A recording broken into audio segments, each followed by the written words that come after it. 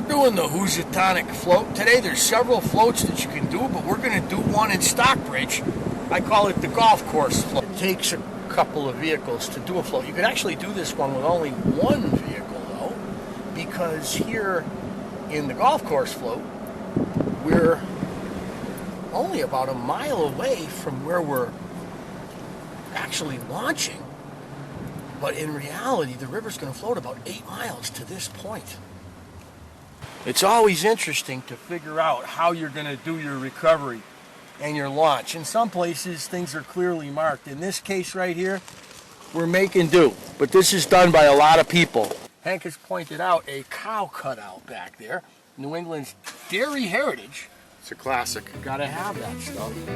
But this is that really cool area of Stockbridge that was discovered by the wealthy people right when they got rid of the Housatonics and forced them out into New York. Out by Syracuse, they got the Onondaga land, and then they grabbed this. So you can see these. Look at these houses. Estates, right? We got estates. Let's jump on one of those. The funny thing is these are summer homes. Yes. Yeah. I summer in Stockbridge. That's what they say. They still say that. Where do you summer? In Stockbridge. Yes.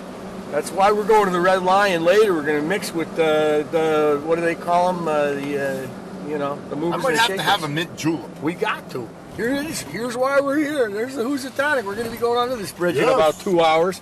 This is wonderful. This is a good area for fish. That's where I've caught a lot of big largemouths and smallmouths. Oh, it's goose season. It We're is. not aware. We can't hunt on Sunday though. But not wait a Sunday. minute.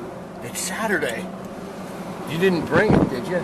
If we Never leave We unarmed. only had the shotgun. Never exit the house unarmed. Now this is what's really cool. This is the Stockbridge burial site. Right here. See that obelisk? Right there. I've done some videos on that. That's where the Stockbridge Housatonic Indian burial site is. And of course this estate is on the other portion of it. And here we are, right back in the center. And this is the sneak way to Tanglewood right there. And War Memorial, right? I wonder if they're remembering the Housatonics. Oh, somebody's selling lemonade. Oh, I would have stopped and bought a Coke from that kid in a heartbeat. Kid's probably got a trust fund of $5 million, Hank. He's working hard. He deserves every Learning penny. the value of a good day's work is what he's Don't worry. learning. He'll be paying federal taxes. He will. State taxes. Uh-oh. And he lacks a permit. Constabulary. You see what I see? The heat. It's the local constabulary. It's the heat. Stockbridge no. finest. Oh, no. It's They're gonna pulling be out happy right family. behind me. They probably got a call about Pete. We left They Pete did. with the canoes. He's The kayak. unregistered. Yeah. Get that guy. And there it is. We'll be Red Lion. concluding our trip, if we're not too muddy, here at the Red Lion, which Which was come to a complete stop. captured by Shazites in 1787, in January. Became a headquarters for a little while, and it's America's oldest, or Massachusetts' oldest inn, purportedly. You can buy a glass of orange juice there for $10. Post comments about the classic cocktail we should have. Oh, yeah. We're thinking mint juleps. Maybe that's a little too southern, though. Maybe we need something with rum in it to represent New England. Is there rum in a mint julep? Mojito. I don't know what you make a mint julep with. Mint and julep. Some julep.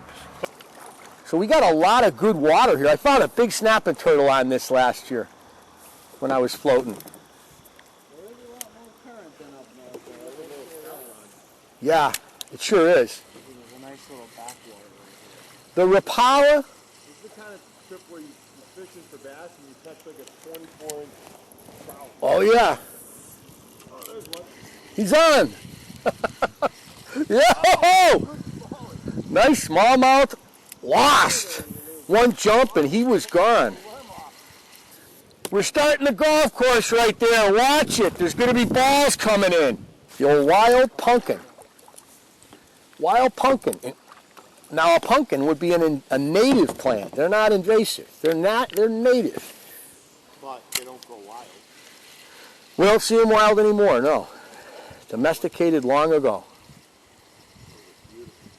So once upon a time, all this flatland in front of us was cornfields that was part of the Housatonic or Stockbridge Native Peoples village.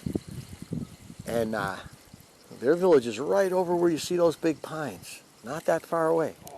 Oh, he misses one on the plopper. That was a pike. Stop.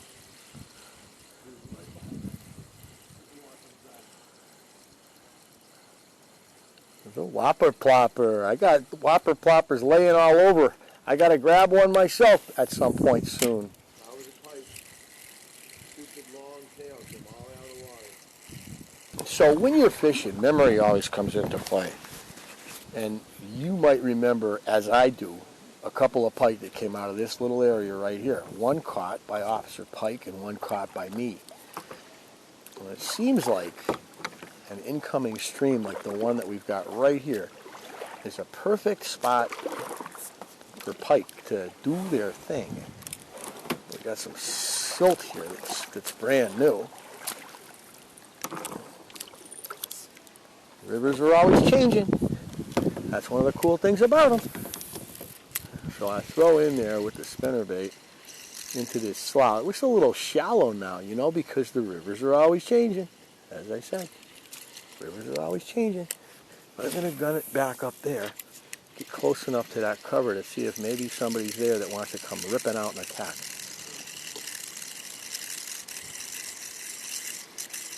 Nope.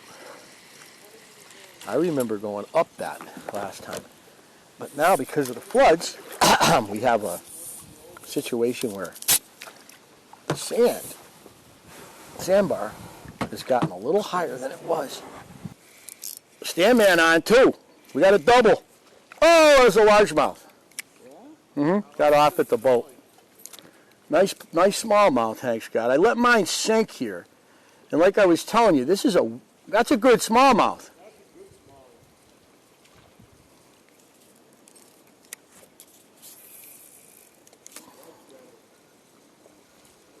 That's a solid smallmouth in a lake. Oh, no, I can believe it. Is it the one I gave you? Oh, I would blame myself because I've had blades come off mine, but usually not. Yeah, I caught about a 3.5 pounder right around the corner. Yeah. Smalley, yeah. That was last year during that float. Have you ever used chatterbait? Yeah, I've actually had a couple of good runs with them. The first float we took in here, I was using a small chatterbait. But I feel like spinnerbaits work better in this river. But of course I'm a spinnerbait guy, so chatterbaits might be the better thing, you know. Mr. Smallmouth. Oh yeah. Falling victim to the Yamamoto grub, like back in the 90s.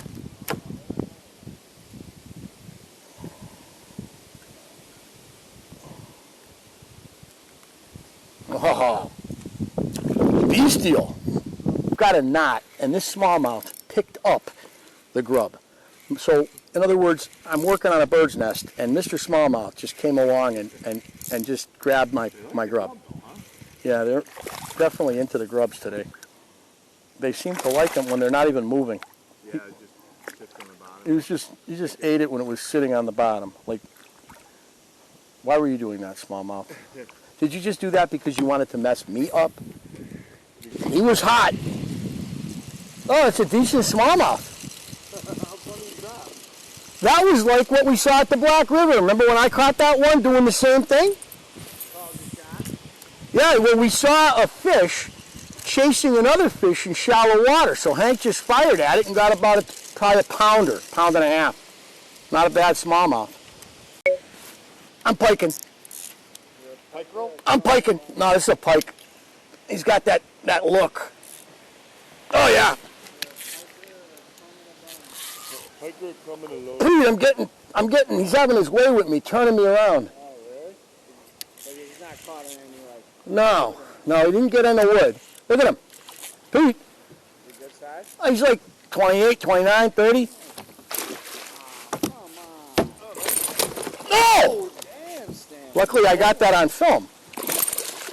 Dude, he jumped right over you. I'm missing the whole show right now. Dude, that was awesome. I've never seen a pike do that. Housatonic pike will jump a kayak. Oh, he's hurt. I don't know what happened to him, but he's hurt. I got to get this guy back in the water, but he's a nice pike, right? Nice looking pike. Yeah. What do you take, a spinnerbait? Yeah, spinnerbait. Can't just put the net in the water? Yeah. How do you get Yeah, I don't know how he got cut. He hit a spinnerbait. Well, hopefully he's all right. Aggressive little tyke, hitting the whopper plopper. Oh, he splashed us. Oh, he jumped. Oh, he's out of the water and in the boat. Oh. In the Housatonic River, it's important that you like each other. As you can see, Pete and I are very close right now, and that's kind of how you fish this river. You don't have to be just pitching it, you know, don't try to cover too much water. I mean, when you cast downstream like Pete just did, you can gun it, but he's got the whopper plopper on.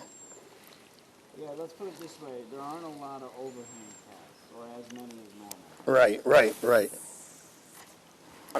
cover right here. On the smallmouth here, on this little spinnerbait, quarter-ounce spinnerbait, if I really was targeting these smaller smallmouths, I would use a smaller spinnerbait, a 1/8 ounce, you know, but I've got the larger one on because we got the pike in here, and there's occasional cooperation from these guys. They definitely like relating to a little current, so we got a little current here on this side, so I throw under that overhanging maple and I just bring it in. Now, this looks like a spot where there's going to be pike too, to be honest with you. The undercut bank here, big silver maple hanging out. What do we got here? He's kind of fat. Oh, he's a good fish. He's about 1.5 pounds too, probably. Nice. So I was reeling in before, and I get like this. So I go to pick the lure up out of the water, and a fish jumps up out of the water, hits the lure. I saw you give it a little look like something had happened. But he didn't get it. He just made a loop at it. A largemouth here? They don't care.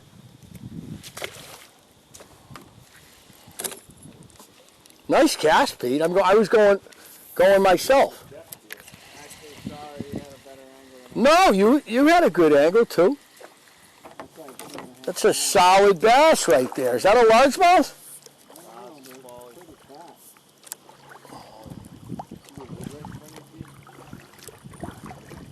What did he hit? The jerkbait? Yeah. Oh yeah, look at him. Watch your fingers. That's a 2.5, 2.5. Yeah, it looked bigger on that initial jump. He's bigger than the last one. Yep, he is. Yeah, by much. We're catching these right below Norman Rockwell's house, which is up on the hill to our front in the direction of the sun. There's another middle fish.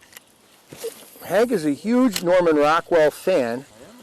I am too. He's they call him an illustrator, but he's illustrating the best of what America is. You know what I mean? And here's the thing. Unfortunately, the Norman Rockwell Museum is taken over by the modern artists. Have you got that right? The guy is about as classic Americana as you can possibly get. Right. And what takes it over is like weird statues. You know? She idiots, right? Trying to tell you that, oh, you should look at this. This is art. And Rockwell rejected all that stuff. He was a very good draftsman, and they like to say he was just an illustrator. You know, the art snobs. Yeah, we'll be able to see it in a minute. Go around the corner here. We're going to go right under the bridge that you used to get to it. So there's a hurricane passing about, 400, 500 miles off the coast, and we have bands of hurricane cirrus clouds above our heads. And you can see the sundogs very clearly, the two rainbows on both sides of the sun. The Rockwell estate, right there, on the top of the hill, looking down upon the Housatonic River. There's some tourists up there, too. I can see them. Yeah, just to the left of the sun.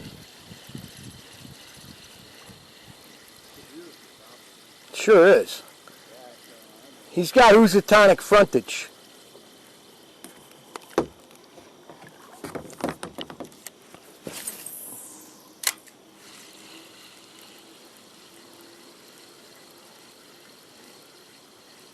Norman Rockwell, the great painter of Americana, in the Saturday Evening Post, and I believe Life magazine and several other American magazines. But like Hank was saying, he used to just give paintings away to people in the Stockbridge area. You know, he'd go to the diner and he'd meet somebody and ask the guy to sit for him. A lot of his paintings have people from this area, I mean long dead now, but they're in his paintings. People's great-grandmothers, grandmothers, moms and dads are in Rockwell paintings. And of course, if I was an art snob, I would say illustrations, his illustrations. But you know what? Give me a break.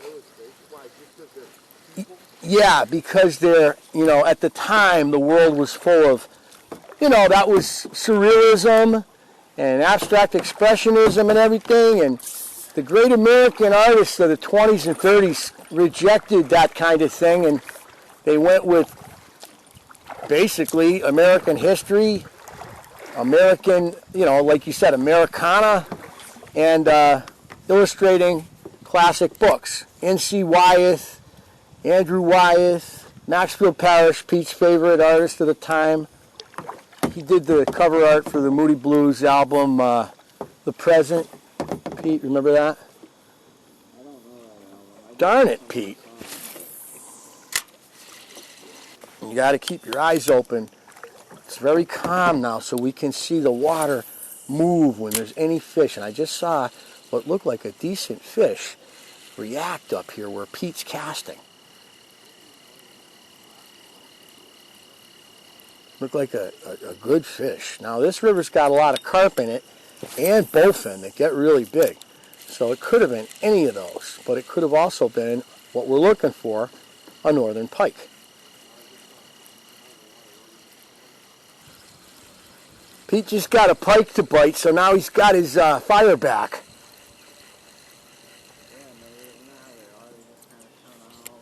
Everybody's got a pike so far, so we can call it a successful pike float. But we are greedy, right, Pete? We want a hog.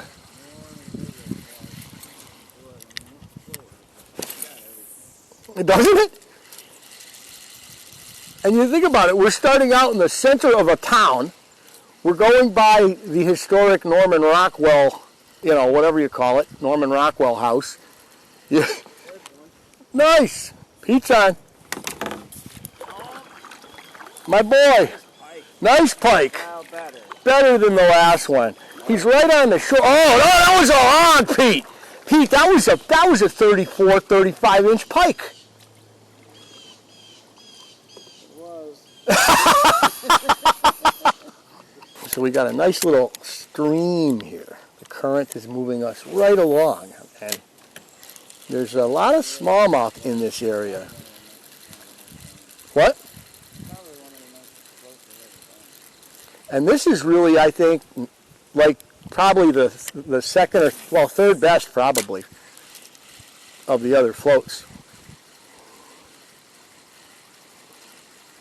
This is the first one I ever did, and I was telling Hank about it, so that's why I wanted to do it.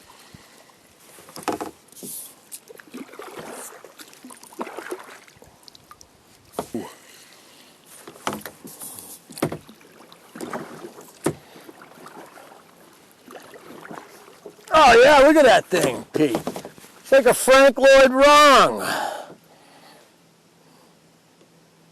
Tell you what, I'd like to live there. That's a nice house.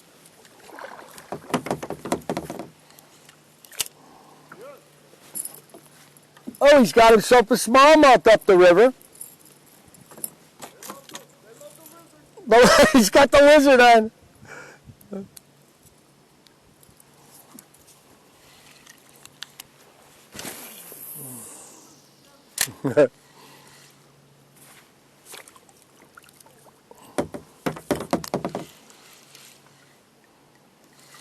threw the whopper plopper on to hit the wood that's accumulated. You can see the wood on the shore. So if there's wood on the shore, there's more wood out in front of it, for sure. See the cattails behind it. There's probably some incoming water there in the form of a stream. Nice nursery area. Pete's on. All right, let me get over. No! Oh, Pete! Another one. Another opportunity. Opportunity doesn't knock all the time, Pete. You got to start taking advantage.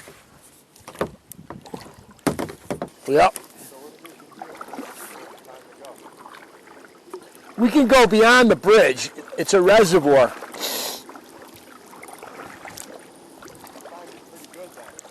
Yeah, I figured that this float.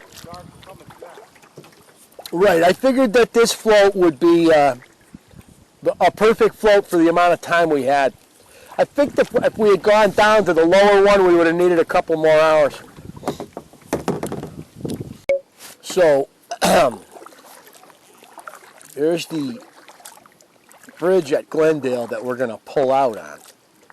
And this float took us, taking our time, 6 hours, popping along, 5-6 hours, just fishing our way down. Now we're at what I think they call the Glendale Reservoir. And there's some really good history here at Glendale. I want to fish down below so I can do an episode on the history of Glendale. There's a bunch of abandoned mills here that need to be talked about. Yeah. So something that I have learned about floats is when you do a float, the guy who leaves the car at the bottom of the float needs to remember to bring their keys. Luckily, this is a float that we can walk relatively quickly back. And luckily, it's not my fault whatsoever. This is not your fault at all. It isn't at all. Well, this is the fun part of, bringing you these videos. There's adventure that takes place. Exactly, and so we go through sacrifice to bring you great content. Content. It's all about finding content.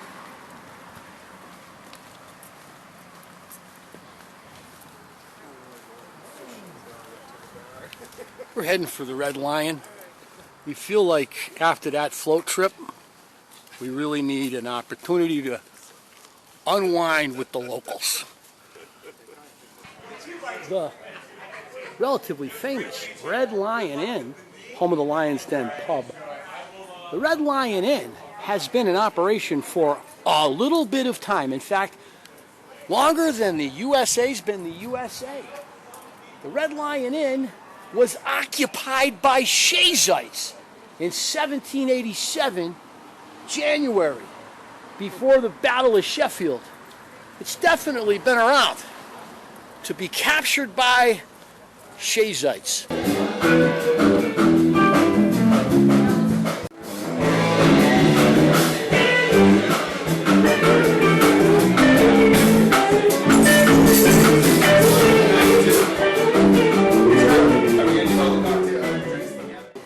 So here we are on the veranda of the Red Lion Inn.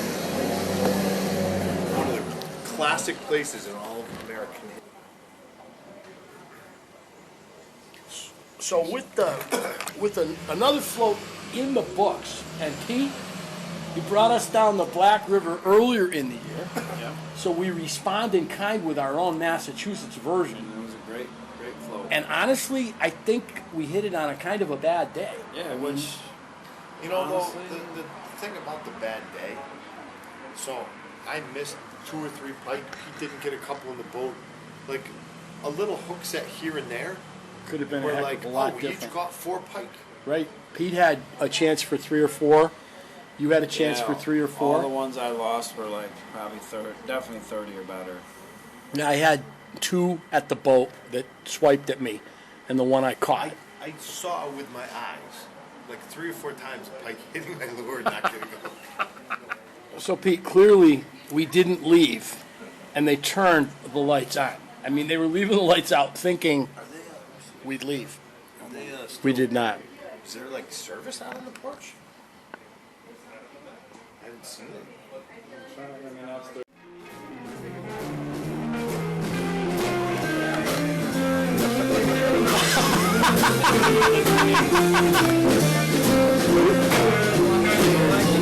They do not have these in central New York.